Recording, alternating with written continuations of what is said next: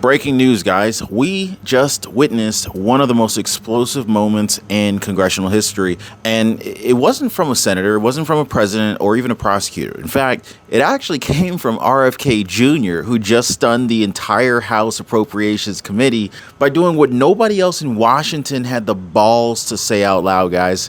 Welcome back to the channel. This is Ron Yates. If you haven't already, please take a second, hit the like button and subscribe. Jerome Powell is finished. His time is up. That actually came out of the lips from the words of Robert F. Kennedy Jr. Now, that's right, guys. While inflation is collapsing, groceries are dropping, and Trump's tariffs are raking in roughly $600 million a day, Jerome Powell is refusing to cut interest rates. And RFK Jr., he came out, he basically called him out on the national stage for playing politics with your paycheck. But that's only half the story. Now, because while the spotlight was on DC, you got Gavin Newsom out here quietly trying to bury the devastating news, a multi-billion-dollar budget failure. That's all we hear from these Democrats here. A multi-billion-dollar failure that could collapse California's economy again. Let that sink in. Anybody here from California? Do you know anyone who lives in California? Let me know, guys. This is why Gavin Newsom is begging for more federal money. Well, it's actually one of the reasons why. What is the Fed really hiding behind their refusal to support President Trump's America First economy? And how did RFK Jr. humiliate Congress on national TV while exposing the truth about Medicaid fraud and political sabotage? We need to talk about this, guys, because this is not just some basic policy debate. This is a political earthquake, guys. So stay tuned, because what you're about to hear could literally change how you see the Fed, California's future, and RFK Jr.'s role in Trump's economic war. So let's go ahead and get down to it. Drop me a quick comment down below. Are you watching this show from your phone, from your computer, or from your TV? Just let me know. I appreciate it, guys. So let's go ahead and start with the moment that broke the internet, okay? RFK Jr. He didn't just show up to Capitol Hill. He owned the freaking room, guys. Now, this wasn't your average political theater. There was no cue cards. There was no stammering. Just cold, hard facts delivered with precision. The House Appropriations Committee, though, they thought they were going to trap RFK with a list of talking points about Trump's supposed Medicare cuts and heartless policy changes, right? But what they got instead was a full-on masterclass in policy, law, and science. RFK Jr. dismantled Bernie Sanders' attempt to connect tax cuts to Medicare cuts. It's not just a rebuttal. It was a career-ending move. It was a career-ending moment for anybody who thought that they could spin numbers without receipts. And then came the fluoride debate with Democrat Mike Simpson. Now, this wasn't just awkward. It was devastating. So Mike Simpson, he came in with a little snarkle attitude. You know Mike Simpson, right?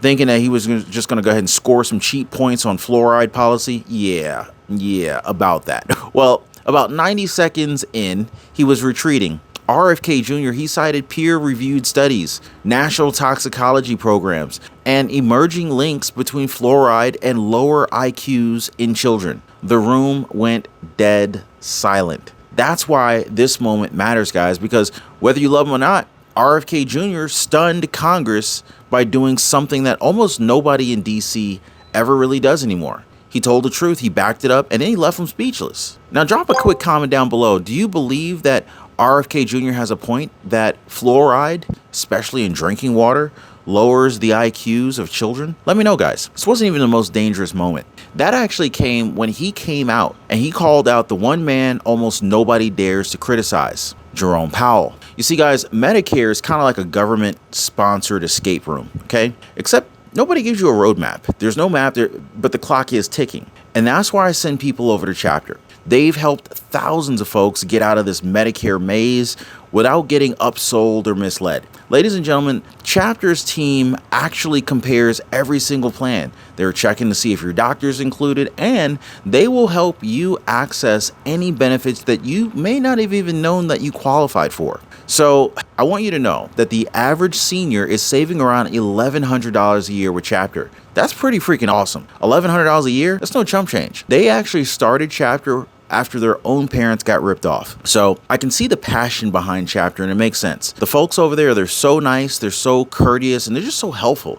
So make sure you don't get left behind, and make sure you're not overpaying. Give our friends over at Chapter a call. You can reach them at 909-563-8279, or you can hit them up on the web at askchapter.org/Ron. And, if there's any money on the table, make sure you get yours, okay? And tell them Ron sent you. Anyway, so now let's listen closely to this, right? Because RFK Jr., he didn't name drop Jerome Powell just to make headlines. RFK Jr. did it to hold power accountable, okay? So while President Trump's economic plans delivering results, lowered inflation, record-shattering job growth, grocery price relief, and billions in tax relief, billions in tariff revenue. I mean, the federal government, or I should say more specifically, the Federal Reserve is still standing in the way in spite of all that. And Jerome Powell, he's the roadblock. You see, guys, RFK Jr., he called it out plainly. The Fed is ignoring the reality on the ground. They're refusing to cut interest rates, refusing to reward American families for the progress that's already been made. The big question is why? Well, because Jerome Powell's sitting on top of a Fed where 90% of the economists are registered Democrats. You let that sink in there.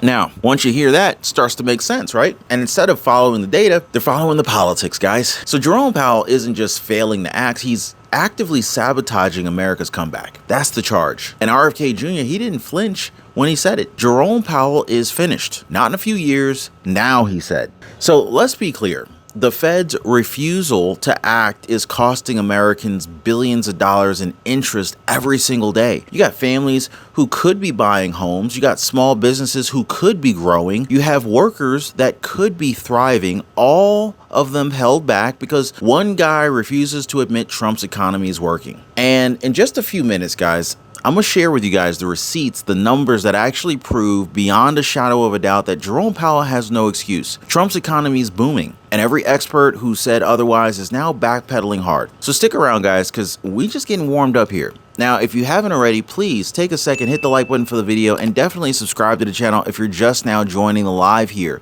And let me know where you're watching this live from. I really would like to know that. Now, let's talk about the real numbers because they are undeniable.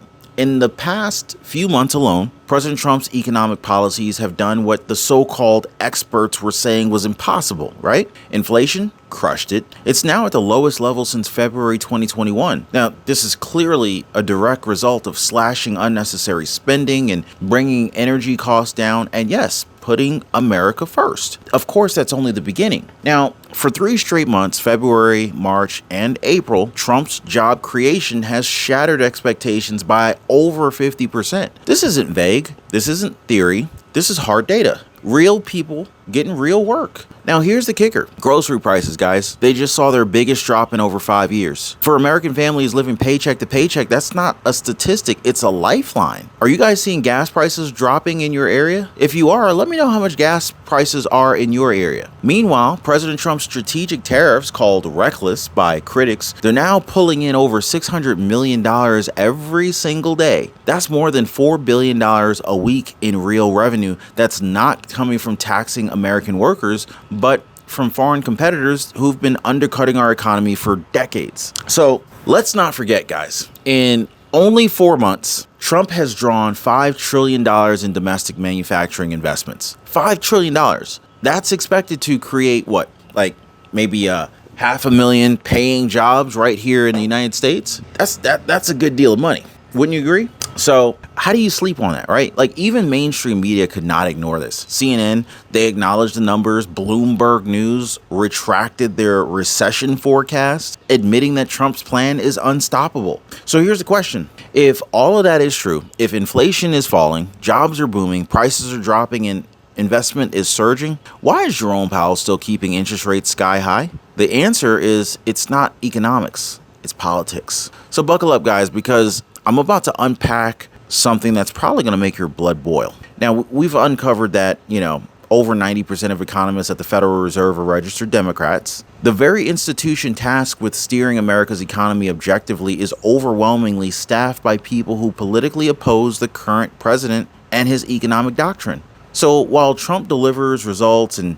RFK Jr. lays out the receipts, Jerome Powell's still over here dragging his feet. Why? It's because admitting Trump's success means admitting their own failure. You see, Powell has become the last line of defense for the DC establishment, the globalists, the elitists, the people who have profited off of open borders, offshore jobs, and rigged trade deals. They don't want to see America win without him at the wheel. Of course not. And instead of putting America first, Jerome Powell is playing politics with your mortgage, with your credit card interest, and with your retirement. Meanwhile, American taxpayers are bleeding billions of dollars every single day because the Fed won't lower interest rates. RFK Jr. is right. If Powell won't step aside, he needs to be replaced with somebody who actually supports the economic revival Americans voted for. And as Powell clings to power, over in California, you got Gavin Newsom, who's secretly scrambling to cover up this budget disaster that's absolutely so massive it could entirely bankrupt the state again. Can you imagine California being bankrupt again? The entire state? Well, guys, we're about to expose the exact numbers that he doesn't want you to see. Now, stick with me, guys, because it's actually worse than we thought. Now, while RFK Jr. was shaking up Washington and Jerome Powell was hiding behind politics on the West Coast, you got Gavin Newsom, who's quietly setting California on fire financially. Just last year, California was bragging about a $100 billion surplus under Gavin Newsom's leadership. Y'all remember that, right? Fast forward to today, they blew it. They're now in a multi-billion-dollar hole again. Well, what the heck happened? Well, Gavin Newsom already begged for an emergency $3 or $4 billion to cover the shortfall. And when that wasn't enough, he came crawling back to Trump about a week later for another $1 billion in loans. And so now here's the twist. Despite getting both cash injections, he's about to announce another massive deficit for 2025. And not a word about it at this time. No press conference, no apologies, just lies stacked on top of lies. Now remember, California's constitution requires a balanced budget, but Gavin Newsom's been playing all sorts of games, borrowing behind the scenes and leaving Californians living paycheck to paycheck in a state that should be booming. They've got the highest taxes in the whole country. How are they short on cash? And now, with no bailout money in sight, the same man who once promised he had it all under control, he's suddenly out of options. He's out of cash. He's broke. So how does Gavin Newsom spin a collapse of this scale? How do you make a whole state go broke? Easy. He blames somebody else. And you can probably guess who, right? Just drop a quick comment. Who do you think Gavin Newsom is blaming right now for this incompetence, for this failure? Instead of owning the financial mismanagement, the bloated spending, and the illegal programs bleeding the state dry, Gavin Newsom is blaming Donald Trump's tariffs. You heard that right, guys. Newsom, right along with Attorney General Rob Bonta, is now suing the Trump administration, trying to pause Trump's tariff policies by claiming that they've created uncertainty and hurt the state's tax revenue. I don't know how he's not overwhelmed with embarrassment to actually try to bring this to a court. Now, apparently, when Trump's tariffs started pulling in $600 million a day and leveling the playing field for American manufacturers, California's export-heavy ports got caught off guard. So what's Gavin Newsom's plan? Sue the federal government, blame the tariffs, pretend the budget mess had nothing to do with a bloated Medicaid system filled with illegal enrollees, endless state-funded bailouts, or reckless spending on climate initiatives. Meanwhile, their infrastructure was crumbling. But here's the real kicker if that didn't do it for you. Gavin Newsom has no problem begging Washington for money when he's underwater. But the moment accountability shows up, all of a sudden he's screaming about Trump, federal overreach, and unfair policies. It's a classic move. Fail in silence, then blame loudly. And when you wonder why people of California are fleeing the state in record numbers, going to other states like Texas and Florida, if you were leaving California, what state would you go to? But it gets even worse, guys. Because RFK Jr. didn't just expose the lies about Medicaid cuts, he actually revealed how fraud, abuse, and legal use of funds are draining states like California dry, bone dry. So I'm going to go ahead and show you exactly how millions were stolen from Medicaid and how RFK Jr. dropped the hammer on Congress for ignoring it. So don't go anywhere, guys. This is where things really get dark, and this is where RFK Jr. really drops the hammer. So while Democrats in Congress kept basically repeating the talking point that 13 million Americans are going to lose health care under Trump's plan, RFK Jr., he did something pretty radical. He told the truth. The reason for the cuts? Well, massive fraud, waste, and abuse. That's why just a few, and it's not just a few bad actors. We're talking millions, guys. Because of Doge, we were able to determine that over 8 million people were committing Medicaid fraud. That is 1 million people claiming Medicaid in multiple states. It's crazy. That's right, guys. Another million double dipping, receiving both Medicaid and Obamacare, which is flat out illegal. Then the real political dynamite, another million illegal immigrants receiving taxpayer-funded Medicaid in California. So they're short because they've been giving money to people who shouldn't have been here to begin with. But this isn't about cutting care for the needy. It was about cutting criminals and freeloaders out of the system. But instead of acknowledging that, Democrats in Congress, they tried to twist the narrative, accusing RFK Jr. and Trump of attacking the poor. Well, then he hit back hard, reminding them that Medicaid is for poor children, mothers, and the disabled, not for able-bodied adults who refuse to work, and certainly not for people gaming the system from across state lines. And then he confronted them with the facts. They had nothing. Just spin, just outrage, no answers though. And the media? Oh, they weren't ready for this. Because as RFK Jr. shredded the lies on TV, their entire storyline collapsed in real time. Now for months, heck, maybe even years, the mainstream media told us that, hey, Trump's tariffs would trash the economy, that jobs would not come back. Inflation was out of control and irreversible. And any cuts to entitlements meant mass suffering. Well, guess what just happened? Even CNN had to admit inflation is now at its lowest since early 2021. Grocery prices are dropping at the fastest pace in over 5 years. Jobs are booming. And the kicker? Bloomberg News. They just pulled the... Guys, Bloomberg of all places, right? So Bloomberg News just pulled their recession forecast, calling President Trump's economy unstoppable. You could almost hear the panic behind the teleprompters. It's crazy, right? Their narrative is in freefall. The people they mocked, right? RFK Jr., Trump, even working class voters who dared to believe in a better future, they are now being proven right. And you want to know the moment that it all started to unravel? It wasn't a press release. Wasn't a spreadsheet. It was RFK Jr. sitting in that hearing room, exposing the truth so clearly, so bluntly, that not even the media could spin it. Medicaid fraud exposed. Powell's sabotage called out. California's collapse unmasked. And in just a minute, we're going to go ahead and break down the final face-off of this political firestorm. RFK Jr. versus Congress. Trump versus Powell. And of course, Newsom versus accountability. Now, this is not just a news cycle, guys. This is a battle for America's economic soul. I mean, stick with me, guys, because we're closing in with all of this and what this really, really means and where this country actually goes from here. It's absolutely amazing. So after everything we've covered so far, I want you to ask yourself this. Who's really standing for the American people? Because this week, we saw it all laid bare.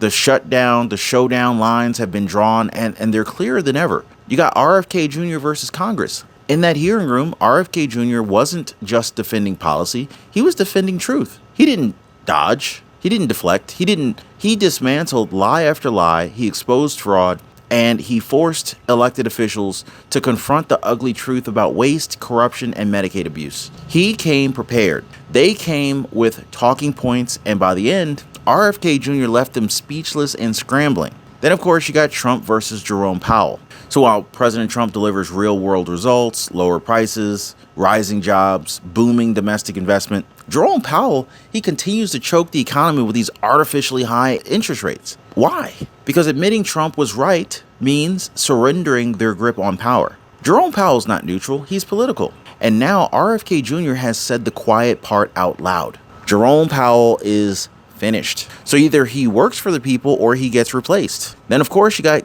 Newsom versus accountability. So you got Gavin Newsom, who promised a $100 billion surplus, right? And now he's hiding a financial disaster that's growing by the week. It's crazy. Absolutely crazy. So his answer was to blame Trump, to sue the federal government, pretend his bloated, reckless spending had nothing to do with it. But here's the truth. You can't keep robbing taxpayers, mismanaging budgets, and then crying Trump every time the money runs out. The state constitution says you have to balance the books. Newsom isn't just failing, he's breaking the law. America's at a crossroads at this point, guys. So on the one side, you got people like RFK Jr. and Trump who are demanding transparency, they're fighting fraud, and they're putting American families first. On the other, entrenched elites like Powell and Newsom who would rather collapse the system than to give up control. So to me, this is more than one hearing. It's more than one deficit. It's more than one interest rate. This is a battle between a revived America